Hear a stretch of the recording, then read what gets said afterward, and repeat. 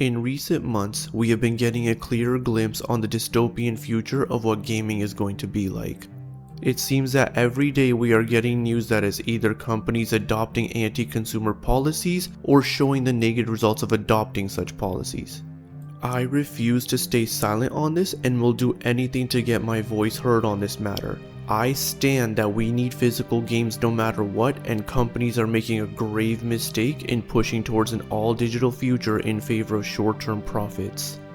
I'd like to start with what really kicked off this conversation about a potential all-digital future, which would be GTA 6. Without a doubt, one of the most hyped games this year was and still is GTA 6. This game has been 13 years in the making. It has been repeatedly delayed to the point where there was no shortage of memes or comments mentioning how we got insert random thing before we got GTA 6. I was for sure hyped about it and even planned on pre-ordering and going to the midnight release with my friends to pick up a physical copy. That was until they announced a physical copy will actually just be a digital download code in a box.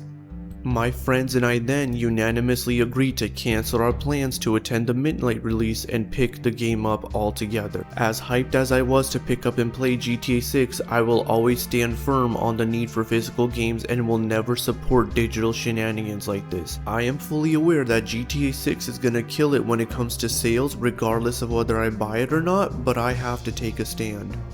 What's insane to me, however, is how fast everything happened. Just 1 week after getting the very disappointing news about GTA 6, Sony tells Rockstar hold my beer and does one even worse than them. Sony decides that starting January 2028 they will no longer be making physical games and they will be going all digital. It's one thing when just one game you were looking forward to is going to be all digital, but when every game you would ever think would be fun to play is going to be all digital is drastically worse.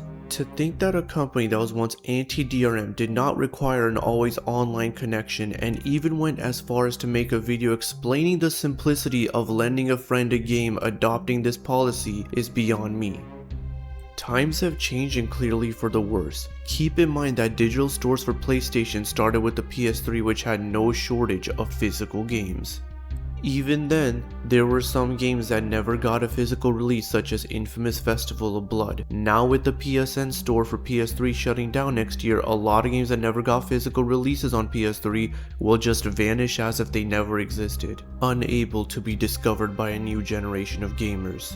For those interested, I have linked a list of digital-only PS3 games in the description below that you can buy before it's too late.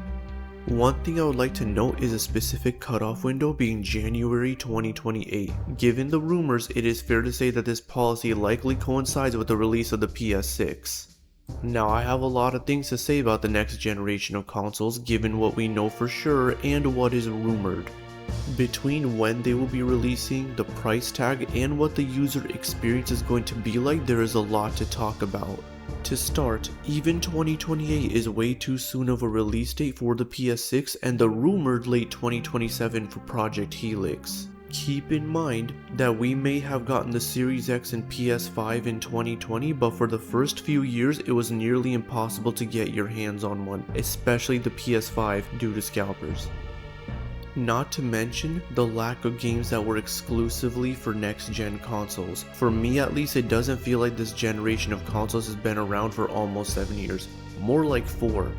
Aside from just being too soon, there is the fact that there is a rumored price tag of Project Helix and PS6 being around or even over $1,000. I'm aware that this price tag is likely because data centers have a huge demand on computer hardware, leading to an uptick in prices for computer hardware all over. But again, this further ties into waiting longer to release these consoles to wait for that demand to potentially die down. With this price tag in mind, how is owning either Project Helix or the PS5 going to be any different from having a PC? The biggest advantages that a console has over PC would be the fixed and usually cheaper price tag for a similar level of performance, the plug-and-play compatibility aspect, and most importantly, physical games. With two of these being thrown out the window, I can't advise anyone to really go out and buy the next generation of consoles at all, and instead to go ahead and grab a PC instead. At least that way you won't have to pay to play online, which in my opinion has always been a questionable business practice. You also would be getting a better experience on the digital storefront side of things with PC. You see, one big motivation for PlayStation going all digital is that it would kill all competition for places to buy games in the future, as there would only be the PlayStation Store to buy games. Without competition, Sony would have no incentive to put any games up for sale. This absolutely cannot happen on PC, as there are multiple storefronts that are notorious for having a lot of sales, such as Steam or the Epic Game Store. Steam specifically has a sale going on for just about any occasion and a significantly larger catalog for games. It doesn't just stop there. Steam's policies are much more consumer friendly, as well, with a decent refund policy, an offline mode, the ability to share games across multiple devices and accounts, and most importantly, the abilities for users to continue to download, install, and launch retired games. The PlayStation Store does not even come close to being consumer friendly by comparison. As they say, Valve does nothing and wins. The recent all-digital news we have gotten has only amplified any further mistakes or anti-consumer practices that have happened recently.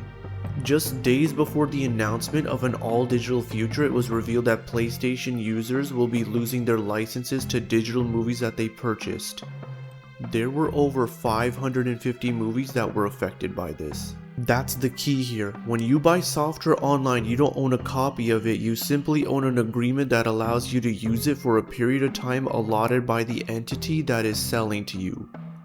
The timing on when the license revoking happened could not have been better, and the same applies to the recent outage that PlayStation had.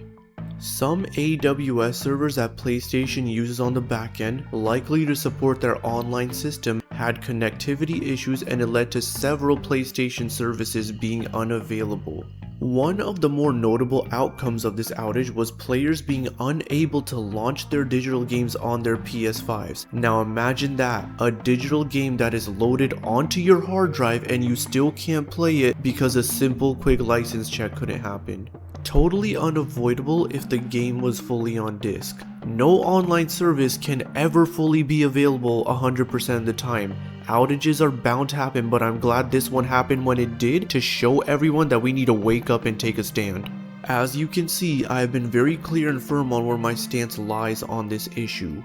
This especially hits close to home for me, as I have really gotten into collecting physical games over the last few years, from PlayStation, the mainline Pokemon games, and other retro games, along with some consoles even. I do still buy newer games, but when it comes to consoles, I do my due diligence in making sure I get a proper physical copy. For example, one game I was excited about was Assassin's Creed Black Flag Resynced, as I had never played the original. After finding out the game is not fully on disc and requires an initial internet download to get the full game, even with the physical copy, I immediately lost all interest. I instead will now be picking up the original for PS4. I also plan on partaking in the PlayStation Blackout by having my PS shut off from August 23rd to the 30th. Any petitions there are, I either have already signed or plan on signing as well. There is without a doubt a crowd of gamers that either don't understand or don't care about physical games being gone. To them, I say you need to understand and care. Along with what I've said thus far, this is a matter of preservation and ownership. This is a matter of getting what we paid for. This is a matter of keeping our memories and making future memories. Vote with your wallet, as I will, and take actions that I have. From there, all we can do is hope for the best.